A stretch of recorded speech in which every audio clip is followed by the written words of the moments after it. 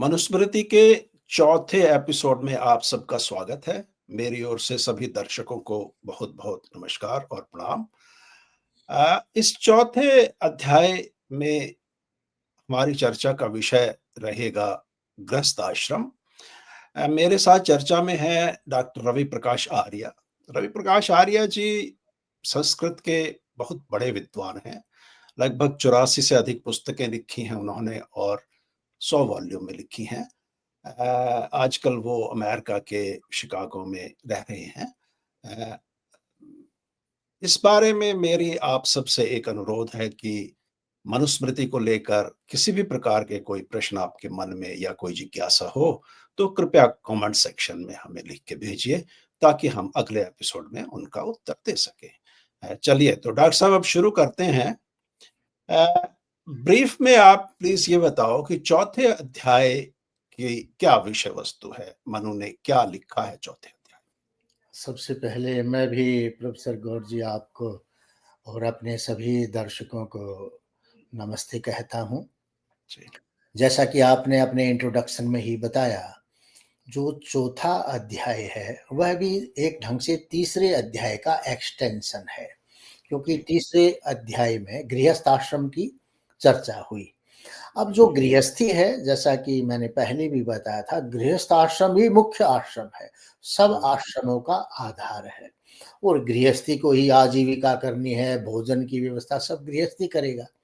तो इस ढंग से चौथा अध्याय भी तीसरे अध्याय का एक्सटेंशन है। इसमें क्या है, वही गृहस्थी की ड्यूटीज क्या हैं, कर्तव्य क्या हैं, वो आजीविका कैसे कमाए, किस ढंग से उसको आजीविका कमानी चाहिए, ये सारा इसमें विस्तार से है। तो इसमें जो गृहस्थ आश्रम की है, आयु सीमा क्या है, कब प्रवेश करे, मतलब ये सब जो चीजें मनुस्मृति कह रहा है, वो समझदार लोगों के लिए कह रहा है, जो अपने आप बुद्धिमान लोगों के लिए। जो बुद्धिमान नहीं है, जो दूसरे ढंग से भी आचरण करना चाहता है, वो करता है, उसमें वो नहीं है। तो वह गृहस्थ आश्रम में कब प्रवेश करे, कब गृहस्थ आश्रम से बाहर निकले, और जीविका कमाने का उसके रूल क्या हैं, कैसे वो आजीविका कमाए, कैसे अर्थ का संचय। यहाँ जो अर्थ शब्द का प्रयोग है, अर्थ का अर्थ हम आजकल धन मानते हैं, परंतु जितने भी सोशल नेचुरल रिसोर्सेज हैं, जो मनुष्य की आजीविका और जीवन में सहायता करते हैं, वो सभी अर्थ से संबंधित आ जाते हैं। तो कैसे वो अर्थ का संचय करे। अच्छा, अर्थ संचय का प्रयोजन क्या है, इसका भी बताया है कि इसका प्रयोजन क्या होना चाहिए, उसका प्रयोग कहाँ पर होना चाहिए। तो उसमें है गृहस्थी क्या करे, क्या न करे, डूज एंड डोंट्स जैसे हम बोलते हैं ना।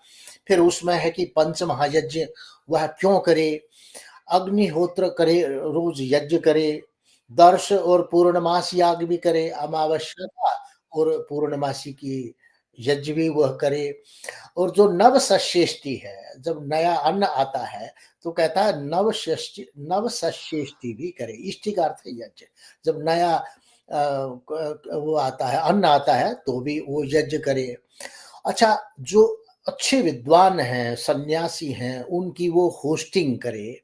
तो एक्चुअली ये सब पंच महायज्ञों में आ जाता है। जी, पर्सनल हाइजीन को कैसे मेंटेन करे, उसके रूटीन ड्यूटीज क्या हों, कैसे लोगों की संगति करे न करे, उसके और कर्तव्य, और चैरिटेबल काम करे, क्योंकि गृहस्थी को सब संभालना है। तो तो उसके कुल मिला के इसमें गृहस्थ जीवन के नियमावली है कि इस तरह नियमावली से अगर हम करें तो अच्छा रहेगा। रहेगा, राइट। तो डॉक्टर साहब, पहला बात ये बताइए कि गृहस्थ आश्रम की आयु क्या है? किस एक्चुअली आयु से गृहस्थ आश्रम शुरू होता है? कहाँ हाँ, पे ये समाप्त होता है? क्या ये आयु जो है वो फ्लेक्सिबल है या वो रिजिड है किसी मायने में? तो उसके लिए क्या कोई नियम है? एक्चुअली हमारे शास्त्रों में मनुष्य की जो एवरेज आयु है ना, 100 वर्ष मानी है। 100 वर्ष। जी, जी, वेद के मंत्र भी हैं, जीवेम शरदः शतम शृणुयाम शरदः शतम। 100 वर्ष जी, तक जिए, 100 वर्ष तक रहें। तो इस जी, प्रकार से मनुष्य की एक एवरेज आयु 100 वर्ष मानी है, उस समय जी, रही होगी। तो उस 100 वर्ष को 4 भागों में बाँट दिया है। वह कहता है जी, चतुर्थम आयुषो भागम उषित्वा अद्य गुरौर्द्विजः। कहता आयु के चौथे भाग, 1/4 भाग तो गुरु के पास व्यतीत कर दे व्यक्ति, और उसका दूसरा चौथाई भाग जो है उसमें गृहस्थ आश्रम में आ जाए। तो 25 वर्ष की अवस्था हो तो मिनिमम उसमें वो गृहस्थ आश्रम में प्रवेश करे, और 50 वर्ष तक मतलब 25 साल तक गृहस्थ आश्रम में व्यक्ति रहे, ऐसा वो निर्देश करता है। तो ये एक गृहस्थी की आयु सीमा है उसके प्रवेश की और उसके, परंतु ये बिल्कुल एकदम हम इसको बाइंडिंग नहीं कह सकते, ये एवरेज सिस्टम है।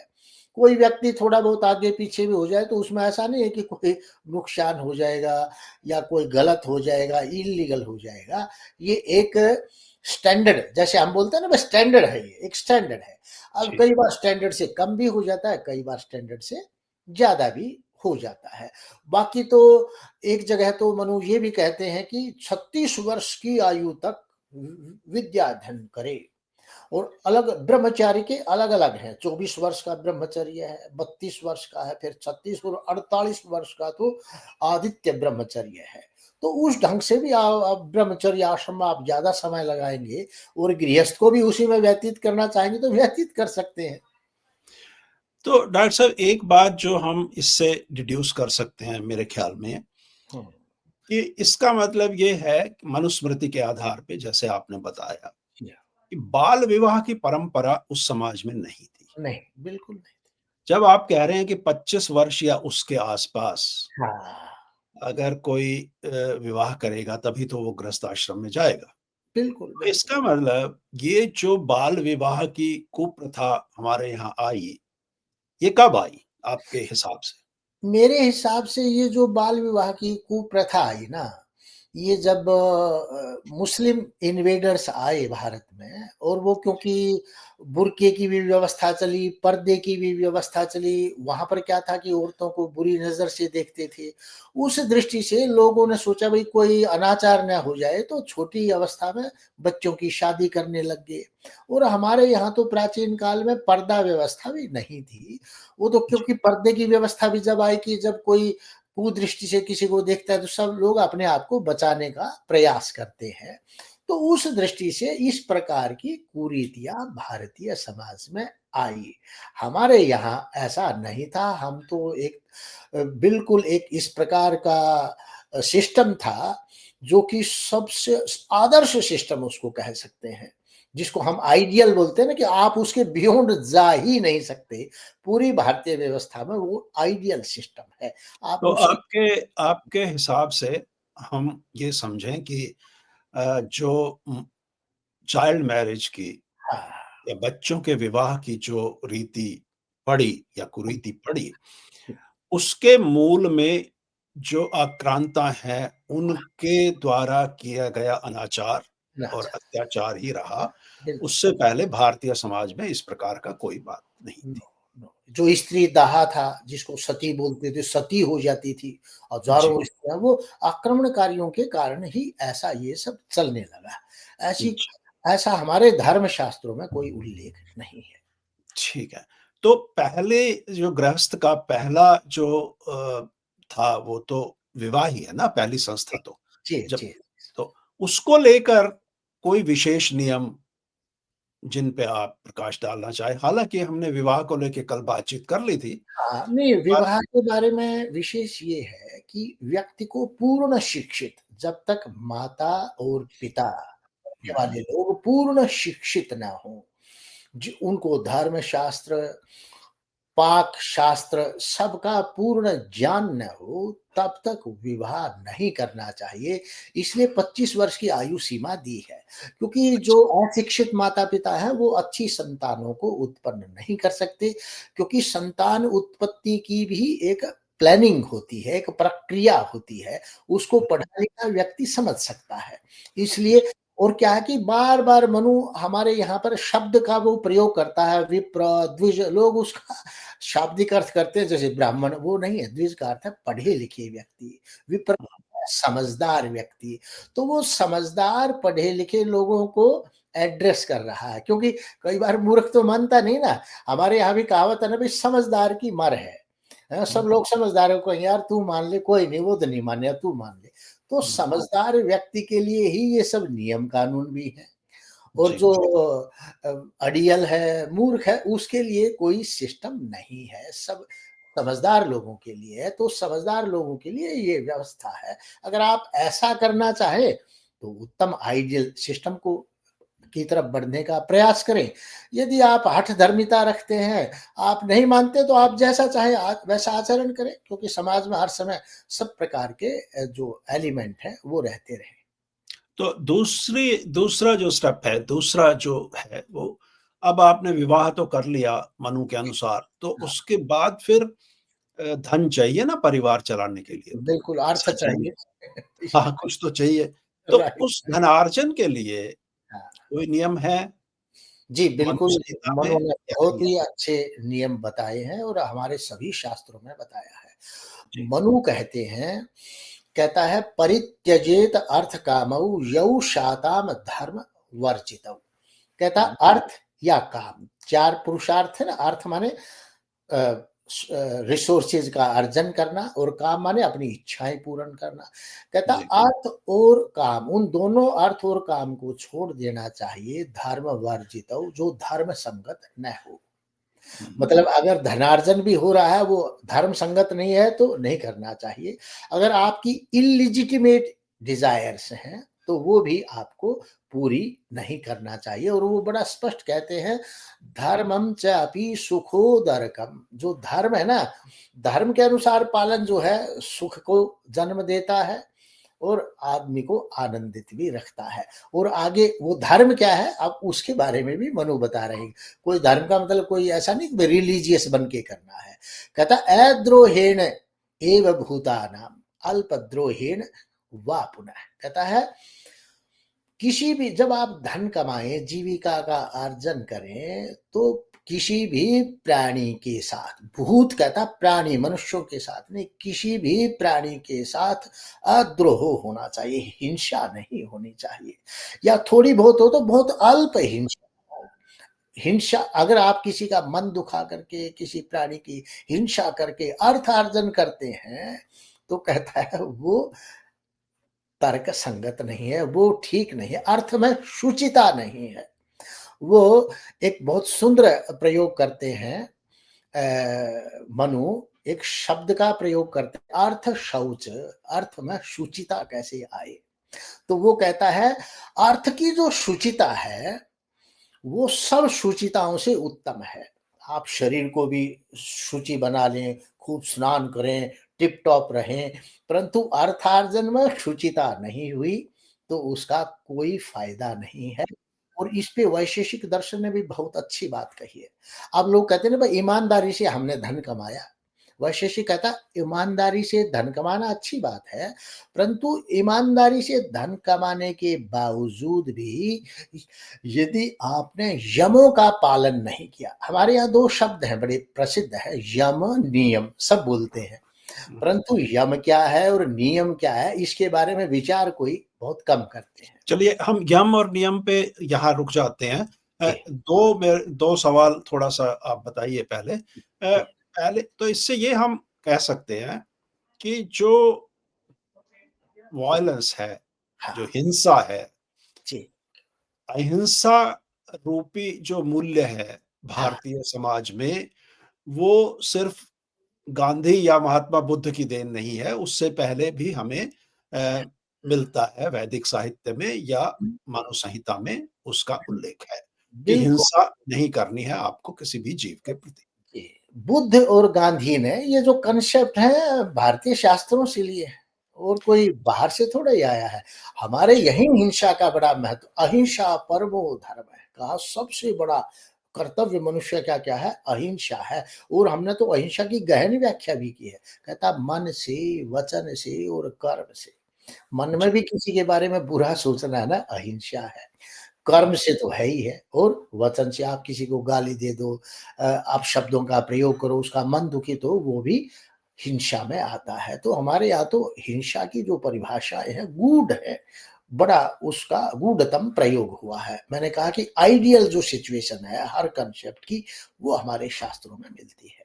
और दूसरा आपने कहा कि शुचिता पे बात हाँ, है। शौच। जो आपका जो कार्य है या कार्यक्षेत्र है या जो भी कर्म है, हाँ, उसमें शुचिता आवश्यक है। हाँ। ये दूसरी बात है। बिल्कुल, बिल्कुल।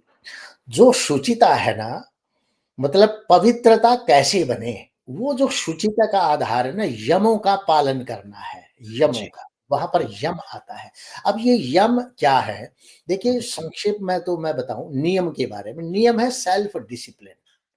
हुँ, हुँ, शौच, संतोष, तप, ईश्वर प्रणिधानानि, योग दर्शन में भी कहा है इसके बारे में। हुँ, जो हुँ, सेल्फ डिसिप्लिन है, शौच माने पवित्रता रखना, हुँ, हुँ, संतोष रखना, हुँ, ईश्वर प्रणिधान, ईश्वर का भजन करना, ये सब जो है ना सेल्फ डिसिप्लिन है। आदमी को अपना अनुशासन इससे बरतना चाहिए।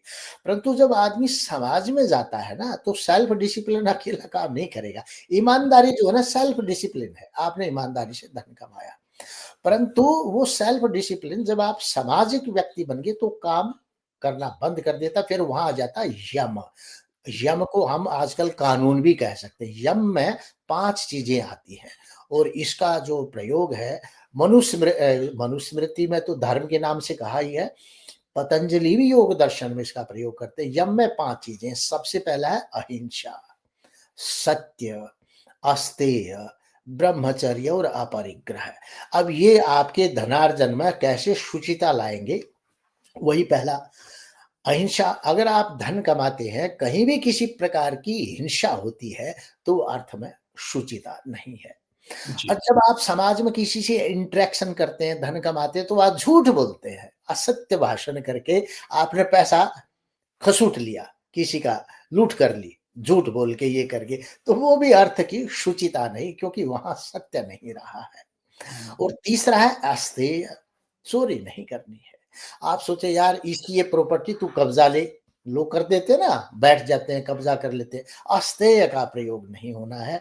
वहाँ अननेसेसरी प्रॉपर्टी किसी के है, उसको अपने बनाने का प्रयास नहीं नहीं होना करना। चाहिए। हुँ, और तीसरा इसमें एक अपरिग्रह है, बड़ा विशिष्ट शब्द है हुँ, हुँ, अपरिग्रह।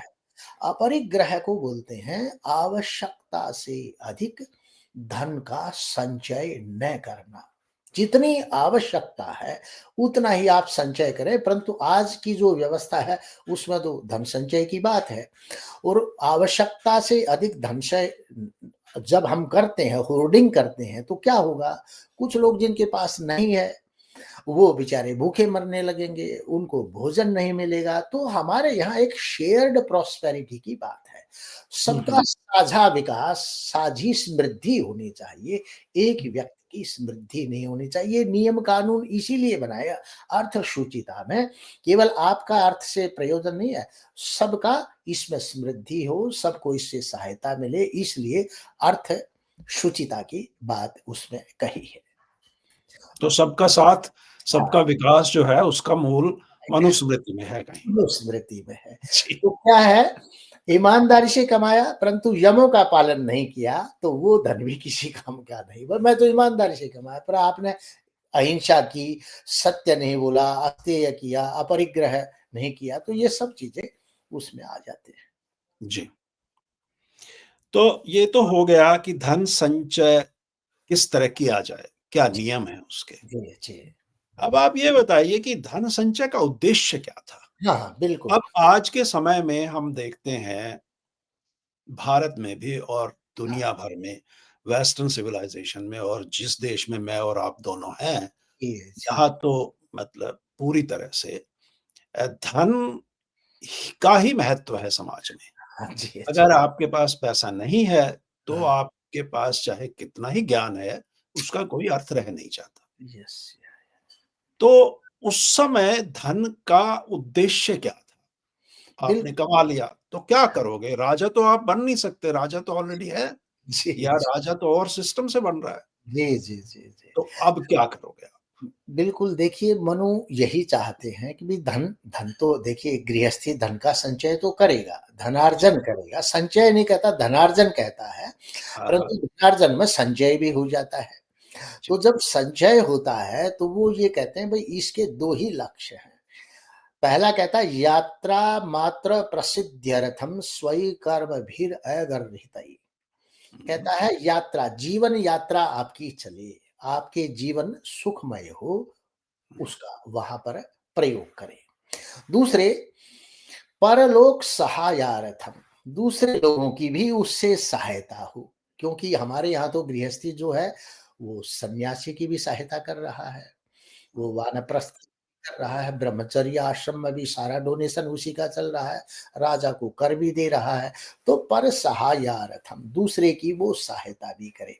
तो इस धन संचय में क्या होगा, और वो जो अपरिग्रह की बात की, उसमें क्या है कि आप इतना संचय नहीं कर सकते कि भई वो आप बिल्कुल जो होर्डिंग की संज्ञा में आ जाता है। आजकल क्या है, आजकल की प्रवृत्ति में हम क्या देख रहे हैं, 10% लोगों के पास 90% रिसोर्सेज है दुनिया की, केवल 10% लोगों के पास 90% रिसोर्सेज पे कब्जा है, जी, और 90% लोगों के पास केवल 10% रिसोर्सेज पे उनका कंट्रोल है।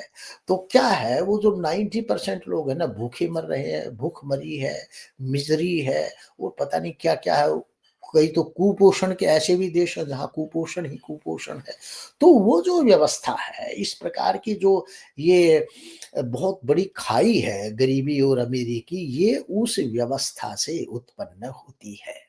जहाँ डॉक्टर पर साहब यहाँ पे मैं एक छोटी-सी बात कहना चाहूँगा। देखो, ये जो पोलराइज़ेशन ऑफ फाइनेंशियल रिसोर्सेज़ की बात आपने की, हाँ, कि 90% और 10% का जो ये हाँ, ठीक है ना? तो सवाल ये है कि हम जब अपना प्राचीन साहित्य पढ़ते हैं, जी, तो भी हमें इस तरह के संकेत मिलते हैं कि उस नगर में एक धनाढ्य व्यापारी रहता था, जी, उसका निवास ऐसा था, जी, है ना? जी, उसके आंगन में ये अठखेलियाँ करते थे। दूसरी तरफ हम पढ़ते हैं एक गरीब ब्राह्मण रहता था, जी, ठीक है ना? तो जो अमीरी और गरीबी का कॉन्सेप्ट है, जी, वो तो पोलराइज़ेशन ऑफ फाइनेंशियल रिसोर्सेज़ के बिना पैदा ही नहीं हो पाता ना। जी, जी, जी, भाई अमीर और गरीब तो तभी होगा जब थोड़ा किसी पे ज़्यादा होगा, किसी पे कम होगा। जी, जी, जी, और इसको अगर हम आपकी उस बात से जोड़ें जो आपने थोड़ी देर पहले कही थी कि जी, उतना ही हो, होर्डिंग ना हो, जी, जितना आपकी ज़रूरत है उतना हो आपके पास। Right, right. अब ज़रूरतें तो पर्सन टू पर्सन वेरी करती हैं हाँ, ह्यूमन बीइंग्स में, जी, है जी, ना?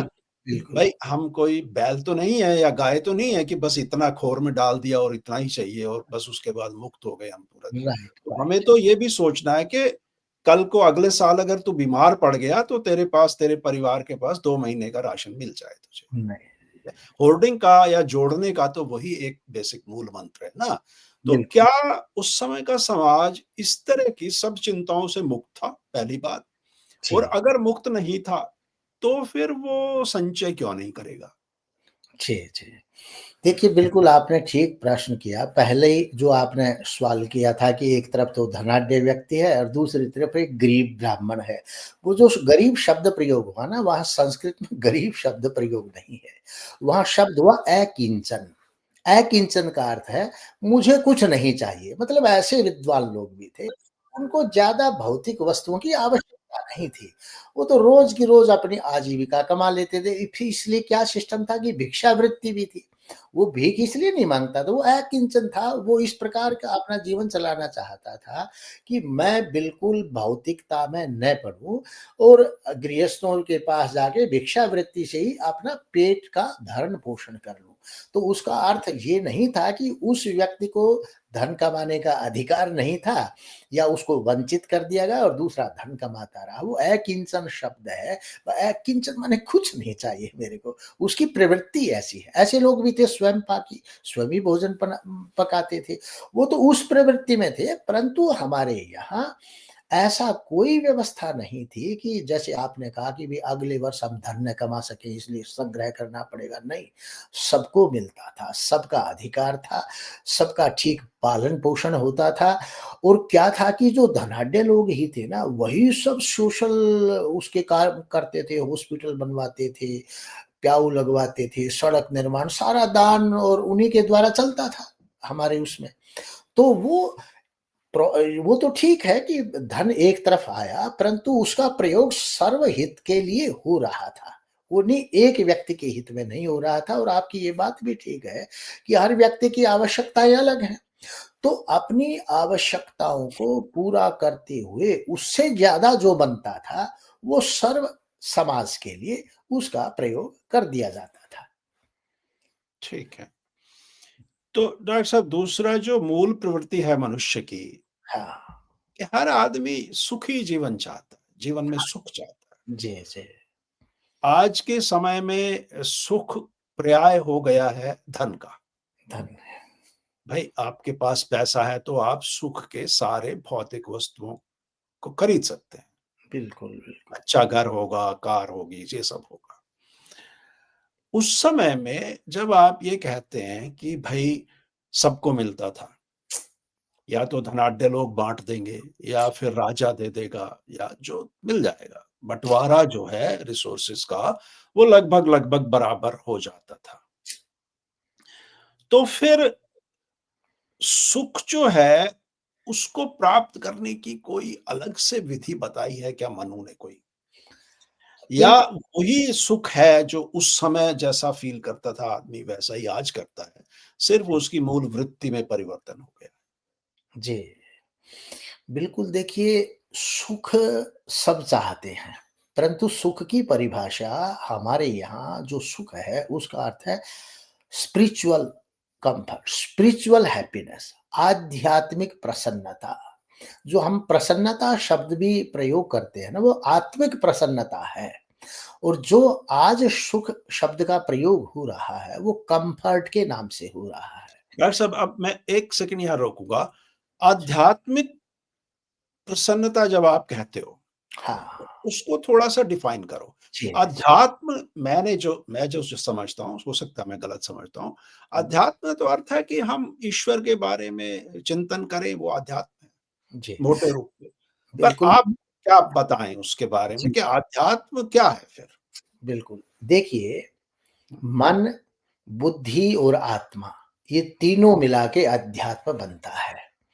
तो जो अच्छा, मानसिक, जो आपको स्ट्रेस न हो, डिप्रेशन न हो, ऐसी स्थिति न आए, उसको ही प्रसन्नता कहा है। आध्यात्म, अधि शब्द में, अध्यात्म शब्द में ये तीनों चीज़ें आ जाती हैं, मन और अच्छा, बुद्धि और आत्मा भी आ जाती है। ठीक आपकी है। बुद्धि में कोई क्लेश ना हो, हर समय आप चिंतित ना, धन तो है, परंतु वो नहीं है, चैन चिंता नहीं। नहीं है, शांति नहीं है, बेचैन है व्यक्ति। तो वो जो सुख है, उसको हमने, सुख का अर्थ है आध्यात्मिक सुख।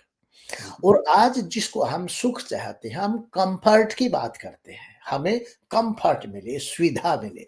जिस दूसरा शब्द है उसके लिए सुविधा जो शब्द है, वो ज़्यादा एप्रोप्रिएट है। परंतु जी, जिस तरह हर समय मीनिंग बदलते रहते हैं, धर्म का अर्थ आज हम रिलिजन को धर्म कहने लगे, तो हुँ, ऐसे ही सुख को हम, कम्फर्ट को भी सुख मानते हैं।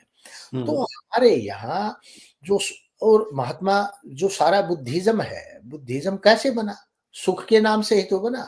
बुद्ध ने क्या कहा? सर्वस्य संसारस्य दुःखात्मकत्वम्। हुँ, सारा संसार दुखों का घर है और दुखों से छुटकारा पाना ही निर्वाण है, मोक्ष है।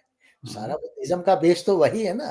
बेस और वही। और दुखों से छुटकारा पाने के लिए वो जो मध्यम मार्ग उसने बता दिया। हुँ, तो ये बात ऐसा नहीं था कि बुद्ध से स्टार्ट हुई, हमारे मनुष्यों ने इसका चिंतन पहले से ही कर लिया था कि भाई जी, सुख क्या है, आध्यात्मिक सुख क्या है, मानसिक, बौद्धिक और आत्मिक सुख कैसे मिलेगा, उसके बारे में उन्होंने पहले ही कहा। कहता है, ये जो सुख है ना, अगर आपको आध्यात्मिक सुख चाहिए, मानसिक और बौद्धिक सुख चाहिए, तो आपको संतोष पे आना पड़ेगा। अच्छा, 5 नियम मैंने बताए थे ना, पतंजलि भी कहता है 5 नियम, शौच, संतोष, तपः, ईश्वर प्रणिधानानि। हुँ, तो हुँ, उसमें शौच माने शुचिता रखना, संतोष, संतोष रखना, हुँ, ईश्वर प्रणिधान, तप माने योगाभ्यास करना, ये सेल्फ डिसिप्लिन है। तो कहता है, अगर मनुष्य को सुख चाहिए तो जो सेल्फ डिसिप्लिन के नियम है 5, उनका पालन करो। तो उसमें एक संतोष भी है। मनु भी यही कहते हैं, संतोषम परमास्थाय सुखार्थी संयतो भवेत्। यदि कोई आध्यात्मिक सुख चाहता है, तो वह संतोष का भी अनुकरण करे। मान लीजिए आप मिलियनर हैं, फिर आपको उचाटी लगी, ओ नहीं यार मैं तो बिलियनर बनूँ, मेरे से तो इसके पास तो इतना बड़ा बंगला हो, मेरे पास तो अपना प्राइवेट प्लेन नहीं है, मेरे पास तो शिप है। तो वो जो एक प्रॉब्लम है, आपकी जो मानसिक बेचैनी को बढ़ाती रहेगी, उसका कोई एंड नहीं है, क्योंकि आप कितना आगे भौतिक उसमें बढ़ेंगे। अब कोई चंद्रमा पे चला गया, फिर आप सोचते हैं यार मैं मंगल पे जाऊँ, तो उसकी जो रेस है ना, आपको रेस में नहीं पड़ना है। आपको मस्त होके अध्यात्म भाव से अपना ईश्वर की प्रेरणा से लोगों को काम करते हुए आप अपना काम करें। जब आप संघर्ष में और कॉम्पिटिशन में आ जाएँगे ना, तो ये आपका जो सुख है वो समाप्त हो जाता है। कॉम्पिटिशन है इस चीज़ का। कॉम्पिटिशन में नहीं आना, आपको अपनी योग्यता के को बढ़ाना है और उसके अनुसार आपको संतुष्ट रहना है, अपनी योग्यताओं को बढ़ाएँ। अब जैसे 2 विद्यार्थी हैं या धावक हैं, वो जब आप कॉम्पिटिशन में आते हैं, ये मेरे से आगे ना निकल जाए, आगे निकल आप ज़्यादा उससे परेशान होते हैं और जब आप अपनी मस्ती में चलते हैं ना, तो आप जीत सकते हैं। वो जो एक रामतीर्थ स्वामी रामतीर्थ के बारे में हमने सबने सुना है, वो जब अमेरिका में थे, तो अमेरिका में एक मैराथन रेस हुई। और स्वामी रामतीर्थ उस मैराथन रेस में भाग लिए, वो तो कोई धावक नहीं थे। उन्होंने उस मैराथन रेस में भाग लिया क्योंकि वो 18-20 किलोमीटर लंबी होती है और स्वामी रामतीर्थ उसमें फर्स्ट आए, प्रथम आए। तो जब पत्रकारों ने और सबने पूछा कि स्वामी जी आप ऐसे कैसे आए? तो बोला जी मेरे को तो पता ही नहीं, मैं तो ईश्वर का नाम ईश्वर की धुन में था, भागता रहा, मुझे तो यही नहीं पता मैं कौन मेरे आगे था, कौन पीछे था। तो अगर जो आगे-पीछे देख रहे थे वो थकान भी महसूस होने लगती है, ओह यार ये आगे निकल जाएगा। तो मानसिक स्वास्थ्य बनाने के लिए आप अपनी प्रतिभाओं को बढ़ाएँ, डेवलप करते रहें और संतुष्ट रहें। भी हर व्यक्ति का लेवल एक जैसा नहीं है, हर व्यक्ति के अलग-अलग लेवल हैं। आप वही बन सकते हैं जो आप हैं, आप वो नहीं बन सकते जो आप नहीं हैं। अपने संस्कारों को, अपनी मेरिट को, अपने गुणों को हम इंट्रोस्पेक्ट करें, हम क्या बन सकते हैं। यही गुरु काम करता था, जब गुरुकुल में पढ़ते थे तो गुरु बताता था बेटा तू ये बन सकता है। तो तो डॉक्टर साहब मेरी जो अभी आपने बात कही, उस हाँ, पे मेरे को थोड़ा-सा एक छोटा-सा घटना याद आ रही है। हाँ, कुछ समय पहले मेरे एक यहाँ अमेरिकन मित्र हैं, उनसे मैं इसी तरह की बातचीत कर रहा था। जी, तो मैंने उनको बताया कि हमारे यहाँ जो सैटिस्फैक्शन है, हाँ, संतोष है, उसको बहुत बड़ा गुण माना गया है व्यक्ति का। बिल्कुल। तो उनका उत्तर था जिसने मुझे चौंका दिया। उन्होंने हाँ, कहा कि सैटिस्फैक्शन इज़ डेथ। हुँ, हुँ। मतलब सैटिस्फैक्शन का मतलब है आप अपने आगे बढ़ने के सभी रास्तों को बंद कर रहे हो। जी, आप एक झोंपड़ी में रह रहे हो, आप सैटिस्फाइड हो, संतोष है आपको, ठीक है? आप खुश हो, खुश भी हो सकते हो। आपने कहा कि वो सुख का तो आधार ही वो है सैटिस्फैक्शन, तो आप तो सुखी भी हो, ठीक है? तो फिर ना तो आप कभी घर बनाना सीखोगे, जी, ना कभी आप ईंट बनाना सीखोगे, ना कोई बिजली का आविष्कार करोगे, कुछ नहीं करोगे आप। ना आप दवाइयों का आविष्कार करोगे, ना आपको अस्पताल की ज़रूरत है, जी, तो कुछ भी सभ्यता का विकास तो होगा नहीं फिर। जी, तो वो एक बड़ी अजीब-सी स्थिति है, जिसका कोई उत्तर मेरे पास तो नहीं था। जी। आप बताइए? बिल्कुल, बिल्कुल उन्होंने ठीक कहा। देखिए, मैंने पहले भी कहा संतोष का अर्थ है कॉम्पिटिशन में नहीं आना, परंतु अपना विकास करते रहना अपनी योग्यता के आधार पर। तो ये लोग संतोष को, सैटिस्फैक्शन को ये मानते हैं कि भई हम कॉम्पिटिशन में रह रहे हैं, जो है वहीं पर हम बैठ जाएँ। हुँ, तो हुँ। जब अगर हमें वास्तविक सुख चाहिए, तो हमें उस कॉम्पिटिशन में नहीं आना, हमने हमें अपने योग्यता को बढ़ाना है, अपने जो भी जो सिस्टम है उसको डेवलप करते रहना है और उसको आगे बढ़ाते रहना है। हमें ये देखना है कि मेरा कितना सामर्थ्य है और अपने सामर्थ्य को हम बढ़ाएँ। तो वो संतोष की परिभाषा है। सैटिस्फैक्शन जो है यहाँ का अर्थ ये वो ये मानते हैं कि भई सैटिस्फैक्शन का अर्थ है हम किसी उसमें आगे काम ही न करें। हमारे यहाँ संतोष का अर्थ काम न करना नहीं है, अपने सामर्थ्य को बढ़ाना और कॉम्पिटिशन से न रहना, कॉम्पिटिशन में न रहना और अपनी उन्नति करना। क्योंकि देखिए, हर व्यक्ति के जो साधन है या उन्नति का मार्ग है ना, सबका एक जैसा नहीं हो सकता है। जी, जिन देशों की जो छोटे देश हैं, उनकी प्रगति का माध्यम कुछ अलग है। जैसे कोई बहुत बड़ा जनसंख्या का देश है, वहाँ का सिस्टम अलग है। जैसे छोटा देश है, उसको बहुत बड़ा उत्पादन चाहिए तो इंडस्ट्री लगाने की आवश्यकता है, तभी बड़ा उत्पादन हो सकता है। और जहाँ मैन पावर बहुत ज़्यादा है, अगर आप सारी इंडस्ट्री लगा देंगे तो लोग कैसे काम करेंगे? इसलिए हमारे देश में हमने क्या व्यवस्था डाली, फैमिली उद्योग थे, कुटीर उद्योग थे, छोटे-छोटे उद्योगों में काम करते थे, सबको आजीविका मिलती थी। अब सभी आप नमक भी बड़ी-बड़ी फैक्ट्रियों में लगाएँगे, तो फिर छोटा आदमी क्या करेगा? आटा बिल्कुल। भी अगर वो सब बड़े-बड़े टाटा, बिरला बेचने लग जाएँगे, तो छोटी आटा चक्की लगा के बेचने वाला नहीं रहेगा। तो वो कॉम्पिटिशन है, उस कॉम्पिटिशन में न रह करके अपने सामर्थ्य के अनुसार अपना वेश। अब पश्चिम में क्या हो रहा है, भारत देखिए भई पश्चिम में ये हो रहा है, मैं भी उसकी नकल करूँ। भई वो लोग अब जिसके पास समृद्धि है ठीक है, वो चंद्रमा पे चले गए और कुछ किया, परंतु हमारी बेसिक जो नीड है पहले हम उसको पूरा करेंगे ना, तो हमें वहाँ चलिए, पर काम करना है, उनको वहाँ पर काम करना है, चलिए। उसका तो हाँ, हाँ। तो डॉक्टर साहब, बहुत अच्छी चर्चा रही पर समय की सीमा है हमारे ऊपर, और हम अगले एपिसोड में अगले चैप्टर पे, चैप्टर 5 जो है मनुस्मृति का, उस पे बातचीत करेंगे। आपके साथ बात करके बहुत ज़्यादा ज्ञान मिलता है। मुझे विश्वास है कि जी, धन्य हमारे दर्शक वर्ग को भी ऐसा ही ज्ञान प्राप्त हो रहा होगा। मेरा अनुरोध है अपने दर्शक वर्ग से कि उनको अगर ये पसंद आए तो इसे लाइक करें और हमें सब्सक्राइब करें, और दूसरा, उनके मन में कोई प्रश्न आए तो प्लीज़ कमेंट सेक्शन में लिखें।